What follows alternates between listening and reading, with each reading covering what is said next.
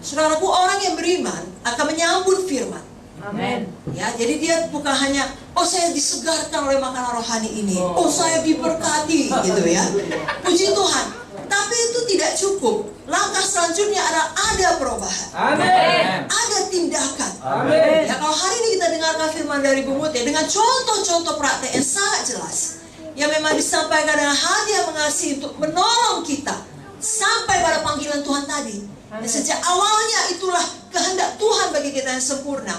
Mari kita ada perubahan, mari kita ada tindakan. Amin. Ya, dimulai dari perkataan iman kita yang mengatakan betul itu firman Tuhan itu.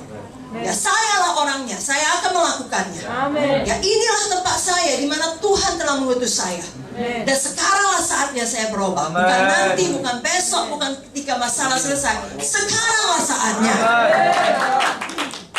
Kalau kita membaca dalam firman Tuhan, kisah daripada tokoh-tokoh Alkitab, semua mereka yang berhasil adalah orang yang menjawab demikian. Tetapi untuk meneguhkan kita juga, pada awalnya tidak semua mereka langsung menjawab demikian. Ketika mereka bertobat, lalu Tuhan memakai mereka menjadi orang yang memberi dampak pada generasi mereka. Amin. Kalau kita ingat Sarah, istri Abraham, ketika firman Tuhan datang kepadanya, dia juga tidak langsung menjawab, iya betul, saya orangnya yang akan melahirkan. Ya, betul, tidak ada yang mustahil bagi Tuhan. Dan sekaranglah saatnya itu digenapi. Tidak, dia justru ketawa kan. Aku sudah tua, bagaimana mungkin aku punya anak? Suamiku pun sudah tua, aku sudah tua. Justru yang sebaliknya dikatakan Sarah. Musa juga, ketika Tuhan memanggil dia di padang Midian, dia tidak langsung berkata, ya Tuhan, ini saya, utuslah saya. Sebaliknya dia berkata, bukan saya orangnya, bukan Mesir tempat saya. Yang jelas bukan sekarang saatnya Tuhan, pilih orang lain. Aku ini gagap, aku tidak pandai berkata-kata.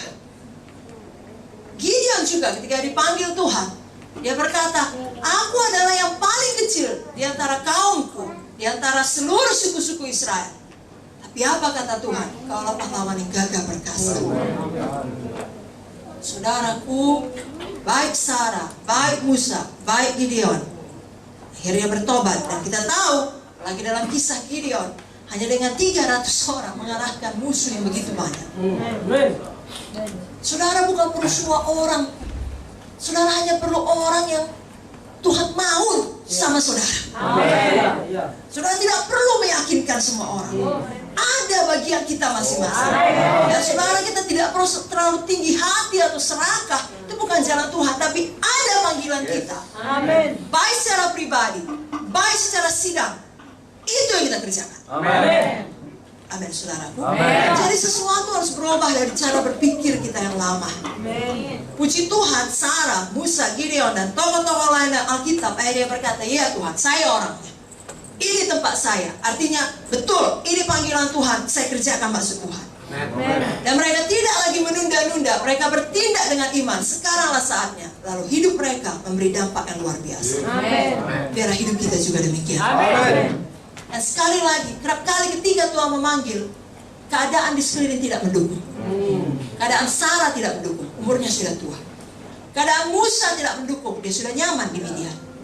Keadaan Gideon tidak mendukung. Pada saat itu bangsa Israel ditekan. Tahukah saudara, Tuhan Yesus pun lahir di saat yang paling tidak tepat. Saat bangsa Israel di tengah-tengah opresi daripada bangsa lain. Tapi Tuhan, sekali lagi, memanggil saudara sesuai dengan waktu yang dia anggap tepat. Amin. Sekali lagi, dialah Tuhannya, bukan kita. Bukan kita yang mengaturnya. Ya, jadi kita tidak bisa membuat alasan bukan saat yang tepat ini Tuhan, bukan tempat yang tepat ini Tuhan. Semua orang di Alkitab dipanggil di saat yang paling tidak tepat. Dan maaf saudaraku ya, kalau kita mau jujur, keadaan tidak akan tambah baik. Sekali lagi, keadaan tidak akan bertambah. Alkitab sudah menubuatkannya dalam buku 2 Timotius 3. Pada akhir zaman, keadaan sukar. Saya bacakan 2 Timotius 3 ayat 1 sampai 5. Ketahuilah bahwa pada hari-hari terakhir akan datang masa yang sukar. Manusia akan mencintai dirinya sendiri. Kira-kira udah banyak begitu? Dan mencari hamba uang. Ada yang begitu? Mereka akan membuat dan menyombongkan diri. Mereka akan menjadi pemfitnah.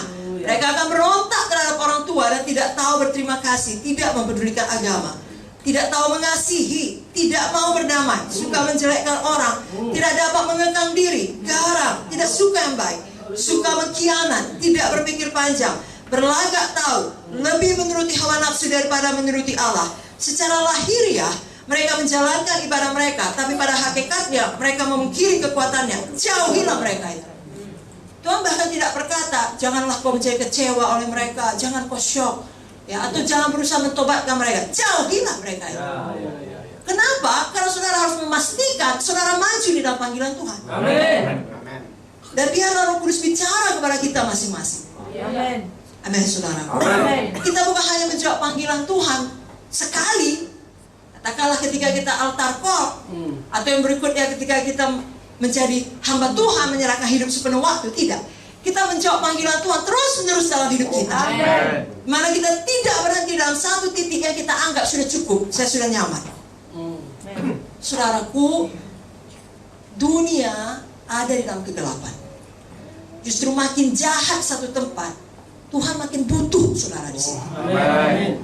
Karena kegelapanlah yang membutuhkan terang. Amin. Ada banyak hamba Tuhan senang melayani di tempat yang nyaman. Ya. Tapi sebenarnya Tuhan butuh hamba Tuhan di tempat yang paling tidak nyaman. Haleluya. Bayangkanlah menjadi hamba Tuhan di zaman Elia, dengan Raja Ahab, dengan istrinya Izebel. Itu tempat yang paling tidak nyaman. Tapi Tuhan butuh Elia. Amin. Saya tidak tahu dengan daerah saudara, tapi Tuhan tahu dan Tuhan butuh saudara. Dan daerah-daerah sekitar saudara, karena tidak ada kebetulan. Amin.